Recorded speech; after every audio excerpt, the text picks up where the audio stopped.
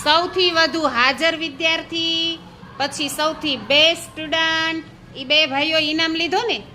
ચાલો હવે આપણે જોઈએ રોજ સવારમાં નિયમિત ટાઈમસર નિશાળે આવનાર એક એવી બેન છે કે જ્યારે હું આવું ને ત્યાં એ મારી સાથે સાથે પહોંચી જ જાય. બોલો, તો તમે બધા આવો જ છો, પણ પ્રાર્થના ઘણામાં પ્રાર્થના પૂરી થઈ જાય પછી આવે, એટલે પ્રાર્થનામાં શું થયું એ ખબર પડે નહીં. તો સૌથી નિયમિત આવનાર, હો ભાઈ, નિયમિત એટલે ટાઈમસર એવા આપણા એક બેન છે. બેનનું નામ છે રુદ્રાંશી બેન. આવો, ઊભા થાવ, દડા આવો.